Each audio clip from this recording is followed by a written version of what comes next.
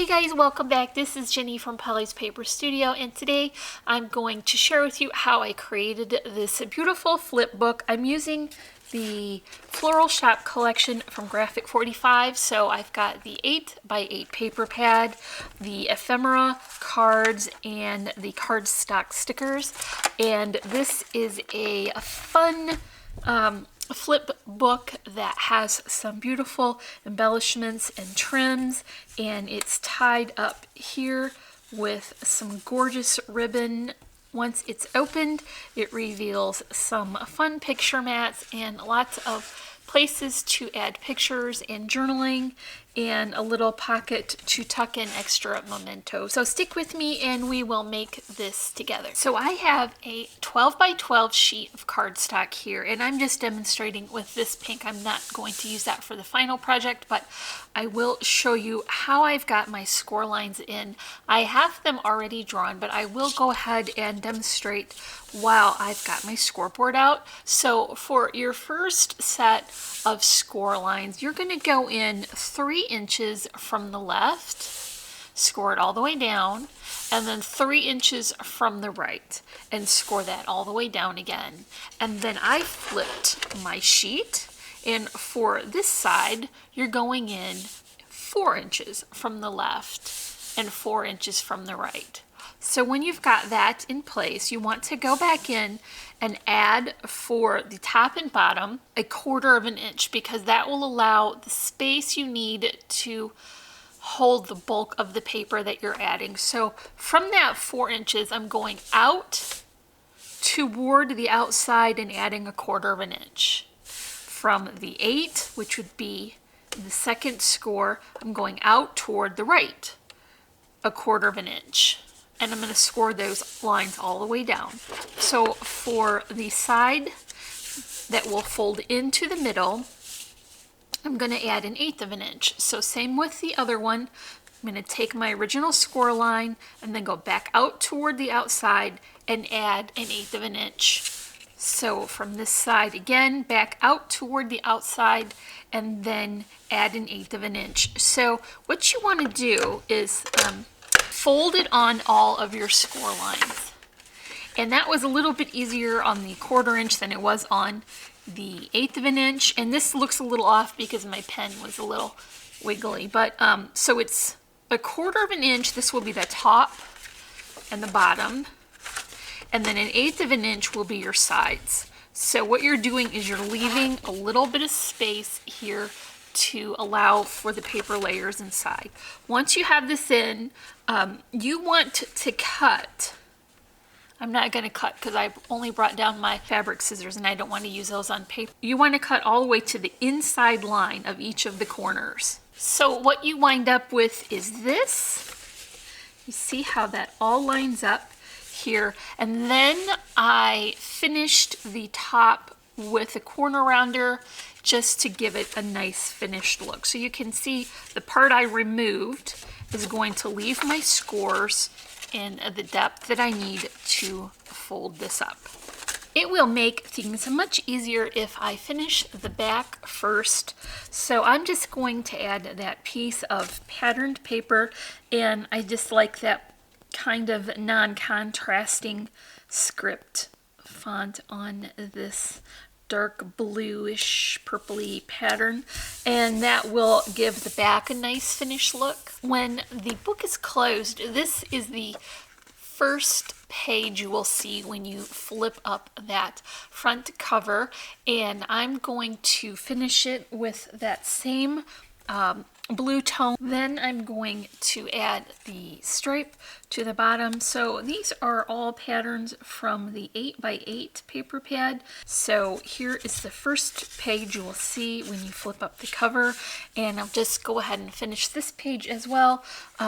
Because I cropped the corners on the cover, I did the same thing for the pattern paper, and I went back to that script for this page. And I like mixing up the patterns, but I think as long as everything is seen together, it makes sense that it all coordinates. So I didn't switch from you know, green and yellow to blue and pink. I stayed with that blue and pink, but I went for the different patterns that coordinated. So here's one more of that stripe, just lining that right up.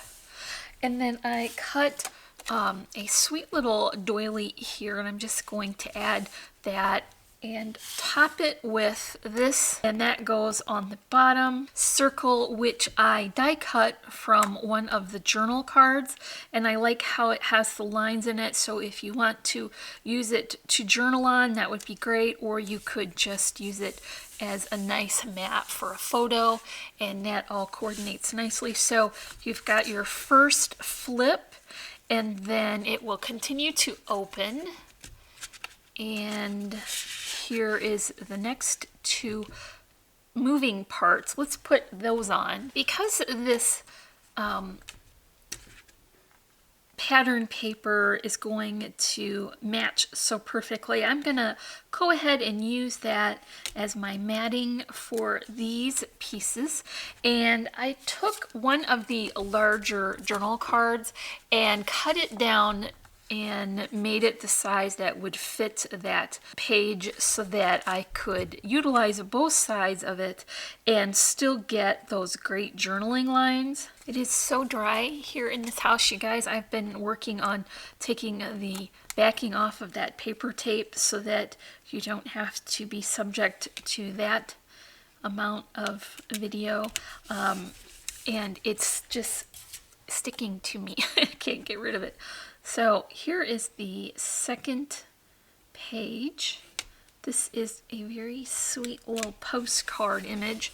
And so you open that and then have that beautiful frame, and then two journal cards here, and those will open as well. So this is sort of a tip-in, but it's a full page. So that works great to add pictures and journaling. I'm basically going to repeat what I did for the outside of the pages and just add that blue as a border, and then top it with the inside layer. Now these are the same ephemera pack, but I switched to the smaller card, and I think that is a nice complement to the circle die cut above. So it brings down that beautiful ivory color of that circle cut apart above, and I think it looks nicer to have the words on the outside. You'll still be able to write on the lines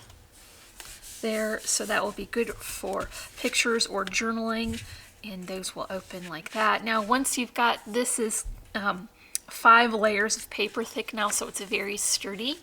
I'm going to add more of that blue to the back page. This will be the largest of the pages, and I think that I want to incorporate some of these larger journal cards. I think it looks really pretty if you just open it and have the full image, but if you were to do that, things would be upside down, so I'm not going to attach them.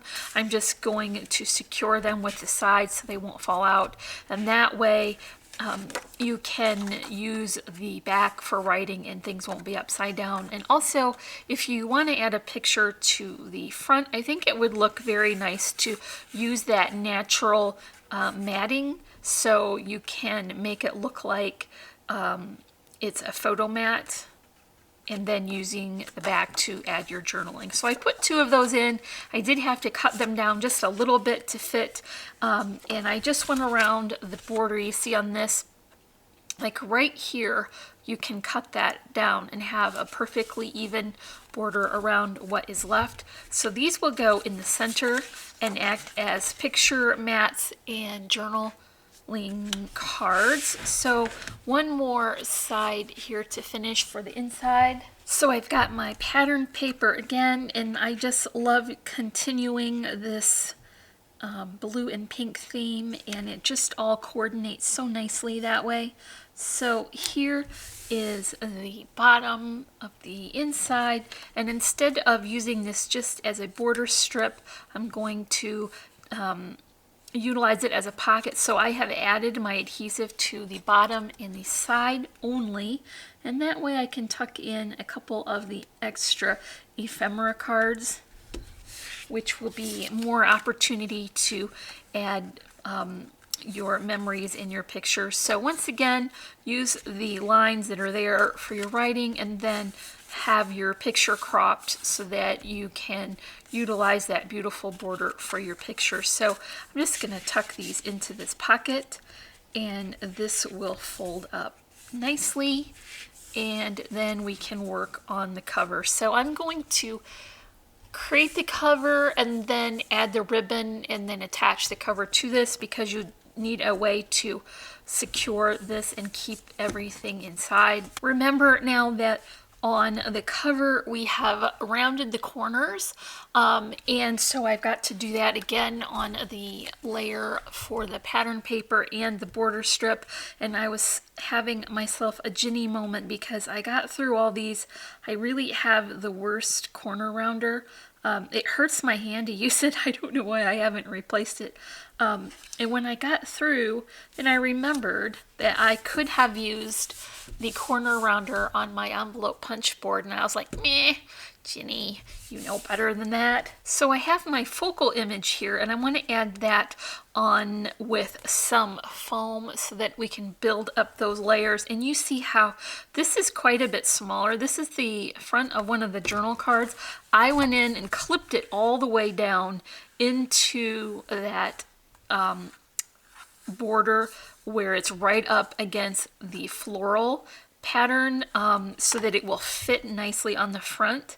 Before I adhered that foam, I kind of nipped out a small section where I could add the clip, because I don't want to add bulk there so it won't be lumpy on the cover. And into that clip I have tucked a small rose charm on twine, and then I'm just going to wrap that around the back, and that will be secured. When I add that, I'm just going to use some of this Scotch tacky glue and add that to the cover. I feel like I want to leave the outtakes in, because you will be seeing me attempting to remove those paper strips from my hands while I'm working, and they just have so much static that they're sticking right on me. Okay, now here is the cover. I'm going to layer on this beautiful crisp white doily, and then the image that I got from the sticker sheet is a pretty tag that's going almost all the way over here, and I will clip that twine later. And I have also prepared a small floral arrangement. This is a Little Birdie Craft flower, and then I added a couple that I created to coordinate. Here's some die cut leaves and some skeleton leaves. This is just going to go right on here, but I will add it to the cover first so that it isn't difficult to get that glued on. So first what I want to do is measure out the length of ribbon. See, here's that tape that I think will work so that I can have a generous bow to tie this closed. And this is very pretty ribbon from Really Reasonable Ribbon, and that is perfectly coordinated, and I think that I can get a bow out of that. So let me clip that off, and then I'm going to attach that to the front with a little bit of that wet glue. Then I can sandwich that in with the front cover. So I'm just gonna add a little bit glue there and then lay that ribbon right down in it. And then I'm gonna lay that right in place, making sure to keep it nice and even in the center. That will secure that ribbon trim between the layers. So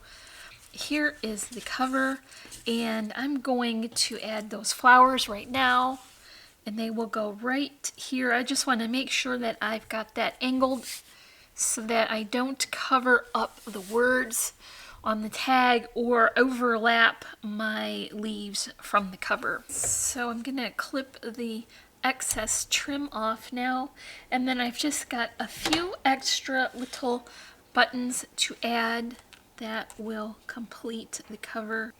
And that is all for the flip book. I created with the Floral Shoppe collection from Graphic 45. I'll leave links in the description for this collection. This is a deluxe collector's edition, and also for Little Birdie Crafts and Really Reasonable Ribbon. So if you enjoyed this project, make sure and give me a like, leave me a comment, and don't forget to subscribe. As always, I'm wishing you a happy and productive day, and I thank you so much for watching. Bye!